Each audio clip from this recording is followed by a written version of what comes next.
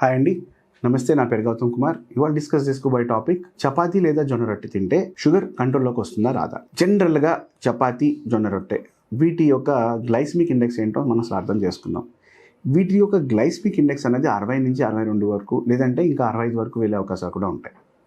మేము ఇన్ జనరల్గా ఏం చెప్తాము అంటే గ్లైసమిక్ ఇండెక్స్ 1 to 55 లోపల ఉంటే కనుక ఈ గ్లైసమిక్ ఇండెక్స్ ఉన్న ఫుడ్స్ని మనం సేఫ్గా కన్జ్యూమ్ చేయొచ్చు. సో దీనివల్ల షుగర్ లెవెల్స్ అనేవి పెరగవు అండ్ వీటిలో ఫైబర్ కంటెంట్ కూడా బాగానే ఉంటుంది. అలాగే నెక్స్ట్ స్టెప్, మనం తీసుకునే ఆహారంలో ఈ వీట్ రోటీలో కానీ కూడా చూస్తే రెండిట్లోనే గ్లైసమిక్ ఇండెక్స్ నియర్లీ 62 వరకే ఉంటుంది. అయితే ఈ 62 ఉన్న గ్లైసమిక్ ఇండెక్స్కి, లోవర్ గ్లైసమిక్ ఇండెక్స్కి ఏంటి ఇన్ఫర్మేషన్ మనం తెలుసుకోవాల్సింది అండ్ దాన్ని మన అడ్వాంటేజ్ కోసం మనం ఎలా వాడుకోవాలి. ఇన్ జనరల్గా చపాతీ తిన్నా, జవారీ రోటీ తిన్నా షుగర్స్ పెరుగుతాయి. అయితే వాటితో పాటు నేను కూర ఎంత తింటున్నాను అన్న దానిపైన డిపెండ్ అవుతుంది. ఫర్ ఎగ్జాంపుల్, నేను ఒక రోటీ తిన్నాను, దానికి అట్లీస్ట్ ఒక 100 గ్రాములు కూర తిన్నాను అనుకోండి. ఒక 50 గ్రాముల నుంచి 100 గ్రాముల వరకు పప్పు పెట్టుకున్నాను అనుకోండి, కొంచెం కీరా క్యారెట్ సైడ్లో పెట్టుకున్నాను అనుకోండి, పెరుగు పెట్టుకున్నాను అనుకోండి. ఇది ఒక కంప్లీట్ అండ్ బ్యాలెన్స్డ్ మీల్ లాగా అనిపిస్తుంది మనకి. బట్ అదే కనుక మనం ఇంకొంచెం నెక్స్ట్ స్టెప్కి వెళ్ళి మనకి కావాల్సిన టైంలో కనుక మనం తిన్నాం అనుకోండి, మళ్ళీ షుగర్ లెవెల్స్ పెరిగే అవకాశాలు ఉంటాయి. సో వీట్ రోటీ కానీ, జవారీ రోటీ కానీ వీటిని మనం ఆహారంలో ఇంక్లూడ్ చేసుకున్నప్పుడు జనరల్గా సైజ్ అనేది మన పామ్ సైజ్ అంత ఉండాలి. ఈ పామ్ సైజ్ అంతా ఉంటే కనుక ఒక రోటీ చాలు. అలాంటివి 2 నుంచి 3 మ్యాక్సిమం అంతకన్నా ఎక్కువ వద్దు. ఒకవేళ కనుక చేసుకోగలిగితే డెఫినెట్గా ఈ గ్లైసమిక్ ఇండెక్స్ తగ్గి షుగర్స్ కంట్రోల్లోకి రావడం అనేది జరుగుతుంది. వాటితో పాటు మనం ఇంకా ఎంత ఫైబర్ మనం యాడ్ చేస్తున్నాం, మనం ఇంకా ఎంత ప్రోటీన్ యాడ్ చేయగలుగుతున్నాం, ఫ్యాట్ని ఎలా మేనేజ్ చేయగలుగుతున్నాం, కార్బోహైడ్రేట్స్ని కంప్లీట్గా ఎలా తీసేయగలుగుతున్నాం, ఇది మనం చేసుకోవాల్సిన ఒక థాట్ ప్రాసెస్. అయితే వీటితో ఇంకో ప్రాబ్లం ఏంటంటే నంబర్ ఆఫ్ రోటీస్ తినే పద్ధతి. జవారీ రోటీయే కదా ఒక 2-3 తినొచ్చు, జొన్న రొట్టె కదా 2-3 తినొచ్చు. ఇదేమవుతుందంటే ఆల్రెడీ మీకు ఇచ్చిన పౌష్టికాహారాల యొక్క లోపం ఏదైతే ఉందో అది దీన్ని ఇంకా రెట్టింపు చేస్తుంది. ఎందుకంటే ఓవర్ ఈటింగ్ వల్ల మన శరీరానికి కావాల్సిన పౌష్టికాహారాలు సరిగ్గా అందవు. సో అబ్జార్ప్షన్ కెపాసిటీ తగ్గుతుంది. దీనివల్ల మన శరీరానికి రావాల్సిన పౌష్టికాహారాలు రాకపోవడం వల్ల మనకి కోపాన్ని, చిరాకుని తెప్పిస్తుంటుంది. ఫర్ ఎగ్జాంపుల్ B12 డెఫిషియన్సీ ఉందనుకోండి. అందరు వెజిటేరియన్స్కి వచ్చే అవకాశాలు కంపల్సరీ ఎక్కువగా ఒక 10,000 టైమ్స్ ఎక్కువ ఉంటుంది. అయితే మెయిన్ మనం చూడాల్సింది ఏంటి అంటే మనకు కావాల్సింది మనకి అందుకుంది అంటే మన గోల్స్ అచీవ్ అయ్యాయి, మన ఏం అచీవ్ అయింది అంటే కనుక అవసరం లేదు. కానీ ఇది ఒక నిరంతరమైన ప్రాసెస్. ఈ గ్లైసమిక్ ఇండెక్స్ కాన్సెప్ట్ తెలుసుకోవడం, ఈ జవారీ రోటీతో పాటు, గోధుమ రొట్టెతో పాటు ఏం తిన్నా కానీ దాంతోపాటు కీరా క్యారెట్ అనేది తిన్నదని నేర్చుకోవాలి. The same point of time మన వాటర్ ఇంటేక్ కూడా సరిగ్గా ఉండేలా చూసుకోవాలి.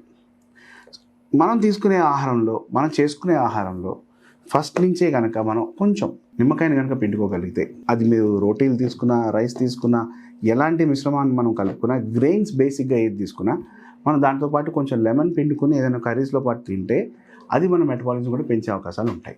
సో ఇలాంటి చిన్న చిన్న టెక్నిక్స్ ఏవైతే ఫాలో అవుతామో దానివల్ల మనకి మంచి రిజల్ట్ కూడా వస్తుంది. అయితే ఎప్పుడైతే మనం ఇది తిన్న వల్ల మనకి ఏమైనా గట్ల ఇరిటేషన్ వస్తుందనో అని అనిపిస్తే కనుక డెఫినెట్గా మీ న్యూట్రిషనిస్ట్ని సంప్రదించండి. At the same point of time అసలు ఎందుకు పడట్లేదని టెస్ట్ చేస్తారో తెలుసుకోండి. So that it's once in a life time test. So ఒకసారి చేసుకుంటే మళ్ళీ చేసుకోగలిగారు. జనరల్గా మనకి ఈ టైంలోనే మన శరీరానికి కావాల్సిన మెయిన్ పౌష్టికాహారాలు ఏవైతే ఉంటాయో అవే ఈ టైంలో కావాల్సింది. ఈ పౌష్టికాహారాలు కనుక మనకి ఈ less glycemic index or high glycemic index అని మనం చూసుకున్నాం అనుకోండి, ఫర్ ఎగ్జాంపుల్ మనకి ఏం అర్థం కాకపోవచ్చు. కానీ కాన్సెప్ట్ ఏంటంటే 45 కన్నా తక్కువ ఉంటాయి కనుక లో, 45 కన్నా ఎక్కువ ఉంటాయి కనుక హై.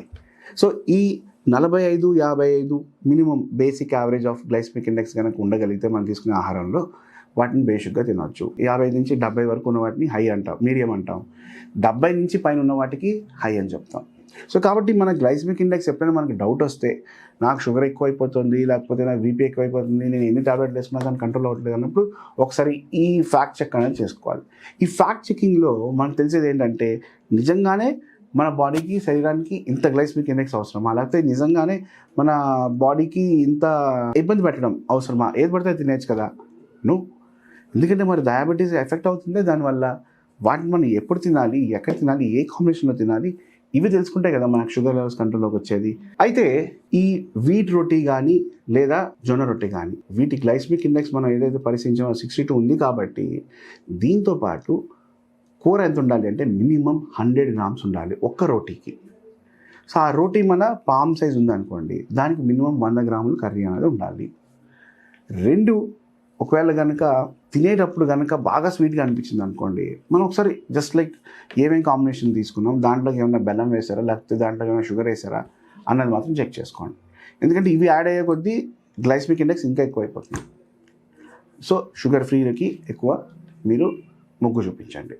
లో గ్లైసమిక్ ఇండెక్స్లో ఉన్న ఏ ఫుడ్స్ మనం కొంచెం ఎక్కువ తిన్నా కానీ ఏం కాదు, కానీ మీడియం నుంచి గ్లైసమిక్ ఇండెక్స్ వరకు మనం కొంచెం ఎక్కువ ఏది తిన్నా కూడా డెఫినెట్గా మన బాడీ పైన చాలా ఎఫెక్ట్స్ అనేవి చూపిస్తుంటాయి. అలాగే సన్సెట్ థియరీ అని పెట్టుకోండి. సన్సెట్ లోపల భోజనం చేసే అవకాశం పెట్టుకోండి.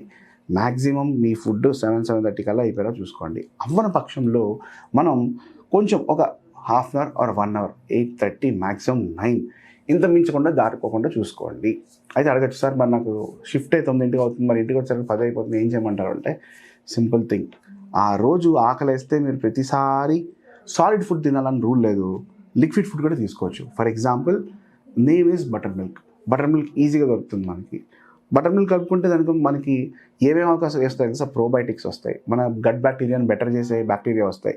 సో ఈ ఫర్మెంటెడ్ ఫుడ్స్ వల్ల మన బాడీకి శరీరానికి అంత అడ్వాంటేజెస్ ఉన్నాయి.